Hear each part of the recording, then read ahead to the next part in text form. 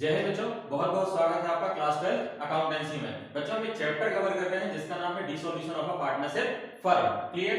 इस चैप्टर में हमने पिछली क्लास में कवर कर लिया था dissolution of a partnership firm and dissolution of a partner. आज हम कवर करेंगे types of dissolution of firm, मतलब फर्म को जब हम डिसॉल्व करते हैं तो कितने तरीके से करते हैं। क्लियर। देखते हैं types of dissolution of firm. A partnership firm can be dissolved in any of the following ways। मतलब ये जो नीचे जितने भी वे आपको दिए गए हैं, जितने भी तरीके दिए गए हैं, इन तरीके से हम फर्म को क्या कर सकते हैं, डिसॉल्व कर सकते हैं। पहला तरीका दिया है without the intervention of the court. Clear. मतलब कोर्ट के बिना हम कैसे फर्म को डिसॉल्व कर सकते हैं, वो तरीका। तो पहला तरीका दिया है when all the partners agree to dissolve the firm. Section 40 में ये लिखा हुआ है कि जब सारे पार्टनर बोले कि भैया अब फर्म को डिसॉल्व करने का समय आ गया है, अब फर्म को हम क्या करेंगे, डिसॉल्व करेंगे, मतलब समाप्त कर देंगे, डिसकंटिन्यू कर देंगे। क्लियर है। तो जब सारे पार्टनर सहमति दे देंगे, एग्री हो जाएंगे, तो फर्म ऑटोमेटिकली क्या हो जाएगी, डिसॉल्व हो जाएगी, बंद हो जाएगी, डिसकंटिन्यू हो जाएगी। सेकंड बोल रहा है compulsory dissolution under section 41। Under section 41 में कंपल्सरी डिसोल्यूशन बोला गया है। अब कंपल्सरी डिसोल्यूशन कब होता है, तो उसके दो तरीके दिए गए हैं। कितने तरीके दिए गए हैं, दो। पहला बोल रहा है कंपल्सरी डिसोल्यूशन में कि व्हेन ऑल और एक्सेप्ट या तो सभी पार्टनर, या तो सभी, या फिर but one partner of the firm becomes insolvent. Insolvent का मतलब होता है बच्चों दिवालिया हो जाना, मतलब बैंकरप्ट। क्लियर। बैंकरप्ट मतलब कि जो पार्टनर है उसके बैंक में एक भी रुपए नहीं है लायबिलिटी को पे करने के लिए। क्लियर है। तो वो पार्टनर कहलाता है हमारा इंसॉल्वेंट। क्या कहलाता है वो, इंसॉल्वेंट। देखते हैं व्हेन ऑल या तो सभी और except but one partner of the firm becomes insolvent. या तो एक पार्टनर इंसॉल्वेंट हो जाए या फिर सभी इंसॉल्वेंट हो जाए, मतलब सभी क्या हो जाए, दिवालिया हो जाए, उनके पास लायबिलिटी पे करने के लिए एक रुपए भी ना बचे, तो उस पार्टनर को अपन बोलेंगे इंसॉल्वेंट। तो इस केस में हमारा कंपल्सरी डिसोल्यूशन होता है। क्या होता है, कंपल्सरी डिसोल्यूशन होता है जब सारे पार्टनर या उनमें से कोई एक पार्टनर क्या हो जाए, इंसॉल्वेंट हो जाए। क्लियर। दूसरा when business of the firm becomes unlawful business करेंगे। हमने भैया रजिस्ट्रेशन कराया टेक्सटाइल कपड़े का बिजनेस करने के लिए। क्लियर। लेकिन हम उसके पीछे क्या कर रहे हैं, लिकर का बिजनेस कर रहे हैं, that is unlawful business. Clear है। लिकर का बिजनेस हमारे लिए क्या हो जाएगा, अनलॉफुल। ठीक। हमने रजिस्ट्रेशन कराया टेक्सटाइल के लिए और हम कर किसका बिजनेस रहे हैं, लिकर का, शराब का बिजनेस कर रहे हैं पीछे। क्लियर है। तो हमारा जो बिजनेस होगा वो क्या हो जाएगा, अनलॉफुल। इस केस में भी कंपल्सरी डिसोल्यूशन होता है। तो दो केस बताए कंपल्सरी डिसोल्यूशन के। पहला बताया कि या तो एक पार्टनर या फिर सारे पार्टनर क्या हो जाए, इंसॉल्वेंट। दूसरा बोला कि अनलॉफुल बिजनेस के केस में भी कंपल्सरी डिसोल्यूशन होता है। क्लियर। चलिए विदाउट इंटरवेंशन ऑफ कोर्ट में दो पॉइंट अपन ने देख चुके हैं। When all partners are agree, सारे पार्टनर एग्री कर गए तो डिसॉल्व कर दो। कंपल्सरी डिसोल्यूशन है। कंपल्सरी डिसोल्यूशन में क्या क्या बोला कि या तो सभी या फिर उनमें से कोई एक पार्टनर क्या हो गया, इंसॉल्वेंट। या फिर बोल रहा है कि अनलॉफुल बिजनेस अगर हो रहा है तो उस अनलॉफुल बिजनेस को अपन क्या करेंगे, मतलब पूरे बिजनेस को अपन डिसॉल्व कर देंगे। क्लियर। फर्म डिसॉल्व हो जाएगी। नेक्स्ट तीसरा पॉइंट बोल रहा है बच्चों, ये तीसरा पॉइंट बोल रहा है on the happening of any of the following events under section 42। हमने दो सेक्शन पढ़ लिए, एक सेक्शन 40, 41 और अब आ रहा है हमारा तीसरा अंडर सेक्शन 42। क्या बोल रहा है, on the happening of any of the following event, मतलब कुछ घटना ऐसी हो जाती है इनमें से, ये तीन जो दी गई हैं, इन तीन घटनाओं में से अगर कोई भी घटना घट जाती है पार्टनर्स के साथ, क्लियर, फर्म के साथ, तो भी फर्म क्या हो जाएगी, डिसॉल्व हो जाएगी। तो on the happening of any of the following event, कौन कौन सी इवेंट बोल रहा है, पहला on the insolvency of a partner, अगर पार्टनर क्या हो गए, इंसॉल्वेंट हो गए, उनके पास लायबिलिटी पे करने के लिए पैसे नहीं बचे, तो फर्म को डिसॉल्व करना पड़ेगा। नेक्स्ट बोल रहा है on the fulfilment of the objectives of the firm for which the for was form, जिस पर्पस के लिए बिजनेस को बनाया गया है, अगर वो पर्पस फुलफिल नहीं हो रहा है तो फिर हम उस फर्म को क्या करेंगे, डिसॉल्व कर देंगे। क्लियर। हम सोच रहे थे कि भैया हर महीने हम 10,000 रुपए क्या करेंगे, प्रॉफिट कमाएंगे, लेकिन हम 10,000 प्रॉफिट नहीं कमा पा रहे हैं। क्लियर। हमने बोला कि भैया हम जो बिजनेस क्रिएट कर रहे हैं उससे हम समाज सेवा करेंगे, लेकिन समाज सेवा पर्पस वहां पे नहीं हो रहा है, तो फिर उस बिजनेस को क्या कर देंगे, हम बंद कर देंगे, उस पार्टनरशिप फर्म को डिसॉल्व कर देंगे। तो पहला बोला on the insolvency of partner, किसी पार्टनर के इंसॉल्वेंट होने पर, on the fulfilment of the objective of the firm work for which the for was found, जिस पर्पस के लिए बिजनेस बनाया गया था, अगर वो पर्पस हमारा फुलफिल नहीं हो रहा है, पूरा नहीं हो रहा है, तो हम उस फर्म को भी डिसॉल्व कर देंगे। On the expiry of the period, expiry of the period for which the firm was formed, clear, अगर मान लो फर्म बोला गया है कि 3 साल के लिए बनाई गई, तो 3 साल जैसे ही कंप्लीट होंगे फर्म को डिसॉल्व कर दो। 5 साल के लिए बनाई गई, 5 साल जैसे ही वो डिसॉल्व हो जाएगी, ऑटोमेटिक डिसॉल्व हो जाएगी।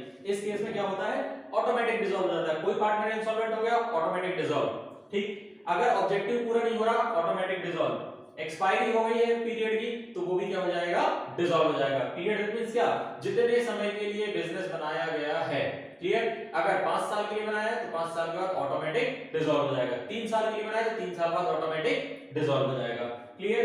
नेक्स्ट पॉइंट बोल रहा है by notice under section 43, by notice under section 43। अब नोटिस के केस में क्या होगा वो देखते हैं, ठीक। चौथा पॉइंट आ रहा है, when the duration of the partnership firm is a fixed and it is at will of the partners, any partner by giving notice other partners can dissolve the firm। क्या बोल रहा है कि नोटिस के through, when the duration of the partnership firm is a fixed, partnership firm की जो duration क्या है बच्चों, वो फिक्स्ड है कि 5 साल तो 5 साल, 4 साल तो 4 साल, 3 साल तो 3 साल, फिक्स्ड।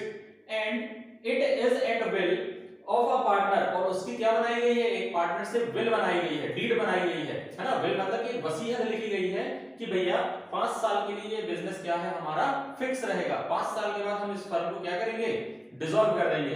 तो उस केस में क्या होगा कि जैसे ही 5 साल कंप्लीट होने वाले होंगे, तो any partners by giving notice, एक कोई भी पार्टनर, 3 पार्टनर है, तीनों में से कोई एक भी पार्टनर अगर नोटिस दे देगा कि भैया हमारे 5 साल पूरे कंप्लीट होने वाले हैं, अब हम फर्म को क्या करेंगे, डिसॉल्व करेंगे, तो any partner by giving notice other partners, other partner को नोटिस दे रहा है, कैन डिसॉल्व द फर्म, कि भैया हमें अब फर्म को डिसॉल्व कर सकते हैं, क्लियर, हम अब फर्म को डिसॉल्व कर सकते हैं। तो बाय नोटिस अंडर सेक्शन 43 में ये बोल रहा है कि ड्यूरेशन क्या है, फिक्स है, और उस ड्यूरेशन की क्या लिखी गई है, एक विल लिखी गई है, वसीयत लिखी गई है, उसी वसीयत के आधार पर कोई भी पार्टनर सारे पार्टनर को क्या दे सकता है, नोटिस दे सकता है कि भैया अब हम फर्म को डिसॉल्व कर सकते हैं, क्लियर, ये हो गया। नेक्स्ट बोल रहा है इसमें बी पॉइंट, हमने ए पॉइंट क्या देखा था, by the intervention of court, अब बोल रहा है B point, dissolution by order of the court, वहां विदाउट था, मतलब बिना कोर्ट के इंटरफियरेंस के, मतलब कोर्ट को अपन बीच में नहीं लाएंगे, लेकिन यहां पे बोल रहा है कि कोर्ट बीच में आएगा, कैसे आएगा, dissolution by order of the court. अब ऑर्डर कौन देगा, कोर्ट देगा, क्लियर। तो ये बी पॉइंट आ गया कि कोर्ट के ऑर्डर से कैसे डिसॉल्व होगी फर्म, तो सेक्शन 44 लगता है वहां पे, a court of on application by a partner may order the dissolve the firm under the following circumstances, मतलब a court on application by a partner, कोई पार्टनर किसको एप्लीकेशन दे रहा है, कोर्ट को दे रहा है, में ऑर्डर द डिसॉल्व, मतलब आप ऑर्डर दे सकते हैं फर्म को डिसॉल्व करने के लिए, कौन से सर्कमस्टेंसेस में, कि भैया पहला बोल रहा है कि when a partner has become unsound mind, unsound mind का मतलब होता है कि मूर्ख हो गया वो, है ना, मतलब पागल हो गया वो। अनसाउंड माइंड का मतलब क्या हो गया कि अगर कोई पार्टनर पागल हो जाता है ना, उसका दिमाग क्या हो गया, सरक गया, अपन क्या बोलते हैं, स्क्रू ढीला होना, है ना।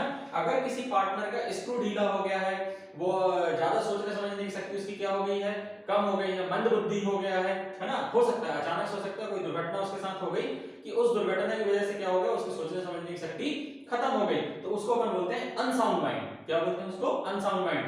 हिंदी में इसको डायरेक्टली बोला जाता है अगला पगला टाइप का, क्लियर, मतलब क्या हो गया, वो पागल हो गया, क्या हो गया, पागल हो गया। तो when a partner has become unsound mind, unsound mind हो गया मतलब उसकी सोचने समझने की शक्ति खत्म हो गई, मंद बुद्धि हो गया, उस केस में कोर्ट ऑर्डर दे सकता है कि भैया आप फर्म को आप क्या करो, डिसॉल्व कर दो, ठीक। Next, when a partner has become permanently incapable of the performing his duties as partner. Clear? अगर कोई घटना हो गई उसके साथ, मतलब कोर्ट को हमने बोला कि भैया इन सिचुएशंस में आप फर्म को डिसॉल्व करने का ऑर्डर दे सकते हो। पहला ऑर्डर कि जब कोई पार्टनर अनसाउंड माइंड हो जाएगा तो आप उसको ऑर्डर दे दो भैया डिसॉल्व करो फर्म, है ना। कोई पागल व्यक्ति पार्टनरशिप फर्म को नहीं चला सकता, अनसाउंड माइंड वाला व्यक्ति पार्टनरशिप फर्म को नहीं चला सकता। दूसरा बोल रहा है कि अगर पार्टनर परमानेंटली इनकेपेबल हो गया, इनकेपेबिलिटी आ गई, मतलब कोई दुर्घटना उसके साथ हो गई, पैर फ्रैक्चर हो गया, कुछ भी हो सकता है ना, पैर फ्रैक्चर हो गया, उसका हाथ फ्रैक्चर हो गया, तो अब वो पार्टनरशिप फर्म को चलाने के लिए इनकेपेबल है। तो इनकेपेबिलिटी के केस में भी हम क्या कर सकते हैं, फर्म को डिसॉल्व करवा सकते हैं। किसके थ्रू? कोर्ट के through. Next, when a partner is found quality of misconduct that may harms the partnership. Clear? मतलब पार्टनरशिप फर्म को हार्म पहुंचाने के लिए, नुकसान पहुंचाने के लिए किसी पार्टनर के द्वारा क्या किया जा रहा है, मिसकंडक्ट किया जा रहा है, मतलब गड़बड़ी की जा रही है। तो उस गड़बड़ी के केस में भी हम कोर्ट के पास आ सकते हैं, भैया आप पार्टनरशिप फर्म को डिसॉल्व करवा दो, हमारे फर्म का जो एक पार्टनर है वो मिसकंडक्ट कर रहा है ना, फर्जीवाड़ा कर रहा है। फर्जीवाड़ा के केस में भी कोर्ट क्या कर सकती है, ऑर्डर दे सकती है। क्लियर है? Next point, when a partners consistently and deliberately commits breach of partnership agreement। क्या बोल रहा है, मतलब कंसिस्टेंटली, मतलब वो क्या बोल रहा है कि भैया कि जो पार्टनरशिप एग्रीमेंट है, जो कमिटमेंट हुई है, ब्रीच ऑफ कॉन्ट्रैक्ट हुआ है, उस ब्रीच ऑफ कॉन्ट्रैक्ट को वो क्या कर रहा है, अबॉलिश कर रहा है। मतलब जिस आधार पर उस पार्टनरशिप फर्म को बनाया गया था, उस आधार पर अगर वो पार्टनरशिप फर्म नहीं चलेगी तो उस केस में भी कोर्ट क्या कर सकता है, ऑर्डर दे सकता है कि आप पार्टनरशिप फर्म को क्या कर दो, डिसॉल्व कर दो। क्लियर? नेक्स्ट पॉइंट बोल रहा है, when a partners transfer whole of its interest in the business firm to a third party without the consent of existing partner। मतलब कोई भी पार्टनर, जो पार्टनर होते हैं, जो कुछ भी होता है पार्टनरशिप फर्म में एग्रीमेंट के तहत होता है, सारे पार्टनरों की सहमति से होता है। क्लियर है? अगर एक भी पार्टनर बिना एग्जिस्टिंग, मतलब दूसरे पार्टनर की सहमति के कोई काम कर देता है तो वो क्या कहलाएगा, उसका मिसकंडक्ट कहलाएगा, वो जो ऊपर वाला पॉइंट अपन ने पढ़ा था। क्लियर है? तो अपना इंटरेस्ट किसी और को दे दिया उसने, without the consent of existing partner, मतलब बाकी पार्टनर की बिना सहमति के उसने एक डिसीजन ले लिया और अपना इंटरेस्ट किसको दे दिया, किसी थर्ड पार्टी को दे दिया। तो इस केस में भी कोर्ट क्या बोल सकती है कि भैया आपने गलत किया, इस वजह से आपकी पार्टनरशिप फर्म को क्या किया जाता है, डिसॉल्व किया जाता है, डिसकंटिन्यू किया जाता है। तो इस केस में भी हमारी पार्टनरशिप फर्म क्या हो जाएगी, डिसकंटिन्यू। नेक्स्ट पॉइंट बोल रहा है, when the court is satisfied that the partnership firm can not be carried on accept at a loss. Clear? अगर कोर्ट देख रही है कि भैया बहुत दिनों से हो गए, बहुत सालों से हो गए, पार्टनरशिप फर्म क्या चल रही है, लॉस में चल रही है 6-7 महीने से। क्लियर? तो कोर्ट को अगर ये चीज दिखती है और उससे पता चलता है कि भैया समाज को भी नुकसान हो रहा है, पार्टनर्स को भी नुकसान हो रहा है और आने वाली जो पीढ़ी है उसको भी नुकसान होगा, इस वजह से कोर्ट क्या करेगी, ऑर्डर देगी और बोलेगी भैया इस फर्म को क्या कर दो, डिसॉल्व कर दो, क्योंकि आपकी फर्म कंटीन्यूअसली किस में जा रही है, लॉस में जा रही है। क्लियर? एंड लास्ट पॉइंट है, when the court finds that the dissolution of firm is justified and equitable। क्या बोल रहा कि अगर कोर्ट को ये पता चलता है, वो फाइंड करती है कि फर्म का डिसोल्यूशन होना चाहिए, किस वजह से, अगर पार्टनरशिप फर्म जस्टिफाइड और इक्विटेबल नहीं है तो। क्लियर है? जस्टिफाइड होनी चाहिए कि भैया कोई भी पार्टनर अगर कोई ऑर्डर दे रहा है, मतलब बोल रहा है कोर्ट को भैया हमारी फर्म को डिसॉल्व करवा दो, तो जो पार्टनर है उस पार्टनर की सारी चीजों को देखा जाएगा और ये देखा जाएगा कि वो जो ऑर्डर है, जो नोटिस उसने दिया है, वो जस्टिफाइड है और इक्विटेबल है कि नहीं। अगर जस्टिफाइड और इक्विटेबल है तो उस फर्म को क्या कर दिया जाएगा, डिसॉल्व कर दिया जाएगा। क्लियर है? हमने क्या देखा, डिसॉल्यूशन ऑफ पार्टनरशिप फर्म के types, by the without the intervention of court और बाय द कोर्ट। क्लियर है बच्चों? नेक्स्ट क्लास में हम करेंगे accounting treatment of dissolution of firm. Clear? तब तक के लिए धन्यवाद।